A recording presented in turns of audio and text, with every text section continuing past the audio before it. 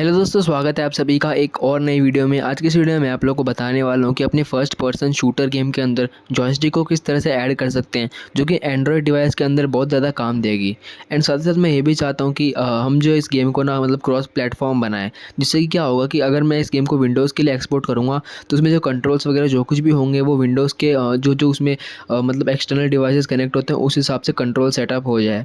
तो वो मैं आप लोगों को बताऊँगा कैसे करते हैं इस वीडियो के अंदर। सबसे पहले तो आप लोगों ने डिस्क्रिप्शन में दी गई लिंक से इस वाले गिटहब रिपोजिटरी पे आ जाना है। ये रिपोजिटरी मैंने ही बनाई है। ये एक जॉयस्टिक का ऐड ऑन है जिसकी मैंने पहले एक वीडियो में बात की है। एंड इसको आप लोगों को डाउनलोड कर लेना है, इन पूरी फाइल्स को। ठीक है, जिप फॉर्मेट में डाउनलोड हो जाएगा। आप लोगों को दबाना है कोड के ऊपर, फिर आपको डाउनलोड जिप पे क्लिक करके इसको डाउनलोड कर लेना है। उसके बाद ना आप लोगों को क्या करना है, प्रोजेक्ट का जो मेन डायरेक्टरी है ना उसके अंदर आ जाना है। एंड यहाँ पे आप लोग को एक और फोल्डर होना बहुत ज़रूरी है। अगर नहीं हो तो आप लोग बना लेना, है तो फिर कोई दिक्कत नहीं है। आप लोग को बनाना है, इसका जो नाम है वो रखना है आपको ADDONS। ठीक है, दूसरा नाम मत रखना, नहीं तो गोडॉट जो डिटेक्ट नहीं करेगा प्लगइन को।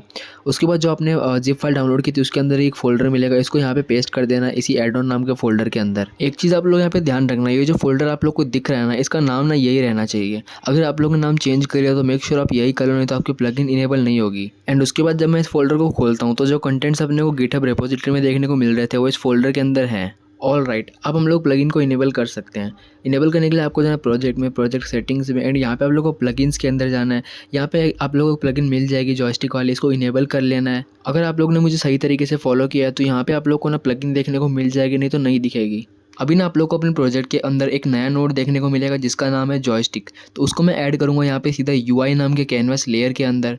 तो इस तरह से आप लोग को ऐड कर लेना है इसको। एंड उसके बाद मैं आप लोग को बताता हूँ उसके क्या क्या फीचर्स है। वैसे जॉयस्टिक ऐड ऑन मैंने ही बनाया, अगर आप लोग को अभी तक ना पता चला हो तो इस जॉयस्टिक ऐड ऑन को चलो एक्सप्लोर करते हैं। सबसे पहले आप लोग को उसकी पोजीशन सेटअप कर लेनी है। आप लोग को अपने गेम की स्क्रीन के अंदर कहाँ पे जॉयस्टिक को चाहते हो वहाँ पे। इस जॉयस्टिक की सबसे अच्छी बात यह है कि मैंने आप लोगों को इसमें काफ़ी सारे वेरिएबल्स दिए हैं, जिससे कि आप लोग इसे काफ़ी तरह से मैनिपुलेट कर सकते हो जॉयस्टिक को। आप लोग यहाँ पे कलर का ऑप्शन मिल जाता है, साइज़ का ऑप्शन मिल जाता है। आप लोग दोनों के जो स्मॉल सर्कल है और जो बिग सर्कल है दोनों के आप रेडियस और कलर चेंज कर सकते हो।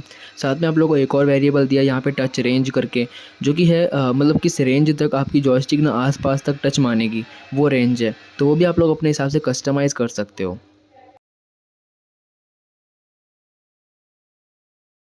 चलो अब देखते हैं कि इस जॉयस्टिक को यूज़ कैसे करते हैं। तो इस जॉयस्टिक को यूज़ करना बहुत ही ज़्यादा सिंपल है। आपको कुछ नहीं करना, आप लोग को सिर्फ एक लाइन लिखनी है कोड की। एंड आप लोग इससे ना डायरेक्शन लेके आप अपने हिसाब से किसी भी प्लेयर को या फिर अपने गेम के अंदर कुछ भी मूव कराना चाहो तो उसको मूव करा सकते हो। मैं आ चुका हूँ प्लेयर वाली स्क्रिप्ट के अंदर। एंड यहाँ पे हम लोग को चाहिए जॉयस्टिक का रेफरेंस, जिससे कि हम लोग उस जॉयस्टिक की डायरेक्शन ले सकें प्लेयर को मूव कराने के लिए।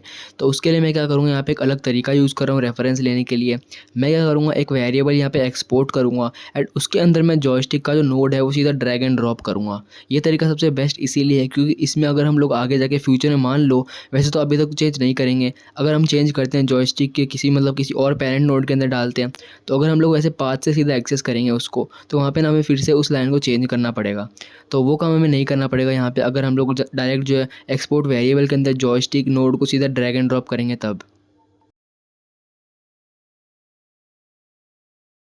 अब हमें सिर्फ क्या करना है, इस जॉयस्टिक के ना डायरेक्शन को लेना है एंड जो हम प्लेयर को मूवमेंट दे रहे हैं वहाँ पे इस डायरेक्शन को रखना है। तो अभी तक हम बाय डिफ़ॉल्ट ये जो कोड हमें दे रखा था पहले से, इसके अंदर हम क्या कर रहे थे, कीबोर्ड के इनपुट को ले रहे थे। तो मैं क्या करूँगा, कीबोर्ड को इनपुट लेने वाली उस लाइन को कमेंट कर दूँगा एंड उसके बाद क्या करूँगा, उसी वेरिएबल को एक डायरेक्शन असाइन कर दूँगा जो कि जॉयस्टिक रिटर्न कर रही है। यहाँ पे मैंने सबसे पहले क्या किया, ये चेक किया है कि जो जॉयस्टिक है उसके अंदर गेट डायरेक्शन नाम का कोई फंक्शन है कि नहीं है। वैसे ये फंक्शन जॉयस्टिक के अंदर पहले से है, मैंने दे रखा है। ठीक है, तो अगर वो एक जॉयस्टिक होगी तो उसके अंदर ऑब्वियसली ये वाला फंक्शन होगा। और अगर उसके अंदर ये वाला फंक्शन है तो मैं क्या कर रहा हूँ, जो इनपुट अंडरस्कोर dir करके जो वेरिएबल है डायरेक्शन को स्टोर करता है, उसको मैं जॉयस्टिक डॉट गेट डायरेक्शन दे रहा हूँ। अब चलो इस जॉयस्टिक को टेस्ट करके देखते हैं एक बार ये कैसे काम कर रही है। चलो अब हम गेम के कंट्रोल्स को प्लेटफॉर्म स्पेसिफिक बनाते हैं। सबसे पहले हम ये मैनेज करते हैं कि हमें विंडोज़ के अंदर क्या दिखाना है, एंड्रॉयड में क्या दिखाना है, या फिर विंडोज़ के अंदर क्या नहीं दिखाना। मेरा मतलब है बटन से। तो चलो अब सबसे पहले ये काम करते हैं। मैं चाहता हूँ कि गेम स्टार्ट जैसे ही हो वैसे ही जो बटन दिखाने चाहिए वो यहाँ पे दिख जाए और जो नहीं दिखाने वो हट जाए। उससे पहले मैं यहाँ पे एक और फंक्शंस के अंदर ये सारे काम कराना चाहता हूँ, तो मैं फंक्शन क्रिएट कर लूँगा एंड इसके अंदर अब हमें सबसे पहले ये जानना है कि जो गेम रन हो रहा है ना वो कौन से प्लेटफॉर्म पे हो रहा है। तो उसके लिए ओएस जो सिंगलटन है उसके अंदर एक फंक्शन आता है गेट नेम, जो कि आप लोग को ना एंड्रॉयड रिटर्न करेगा स्ट्रिंग के अंदर, अगर वो गेम जो है एंड्रॉयड के अंदर रन हो रहा होगा तब। तो हम यही चाहते हैं अगर ये गेम एंड्रॉयड में रन हो रहा है तो वो जितने बटन्स है यूआई के अंदर, ठीक है, वो सारे शो हो जाएंगे, नहीं तो नहीं होंगे। एल्स के अंदर मैं इन सबको हाइड कर दूंगा, क्योंकि ऑब्वियसली विंडोज़ के अंदर ना हम सारे काम कीबोर्ड की कीज से या फिर माउस से करेंगे, हमें स्क्रीन के ऊपर कोई बटन नहीं चाहिए। उसके बाद ना मैं वहाँ पे आऊँगा जहाँ पे हमने प्लेयर को डायरेक्शन दी थी एंड यहाँ पे भी मैं सेम कंडीशन लगाऊंगा, अगर गेम एंड्रॉयड में रन हो रहा होगा तभी जॉयस्टिक की डायरेक्शन लेना, नहीं तो क्या करना, ये जो कीबोर्ड की हम कीज़ प्रेस कर रहे हैं ना इन्हीं की डायरेक्शन ले लेना। आई डोंट थिंक कि मैंने यहाँ पे कुछ ऐसा किया जो कि आप लोग को समझ में ना आया हो। उसके बाद मैं क्या करूँगा, रेडी फंक्शन के अंदर मैं इस चीज़ को रन कर दूँगा। तो बस फ्रेंड्स ये वाला वीडियो यहीं तक। आप लोग को वीडियो कैसा लगा, पसंद आया तो वीडियो को लाइक कर दो, चैनल को सब्सक्राइब कर लो अगर नए हो तो। और एक और बात आप लोग को बता दूं कि जो नेक्स्ट पार्ट आएगा इसका वो कल या परसों तक मैं अपलोड कर दूंगा। तो चलो मिलते हैं नेक्स्ट वीडियो में, बाय।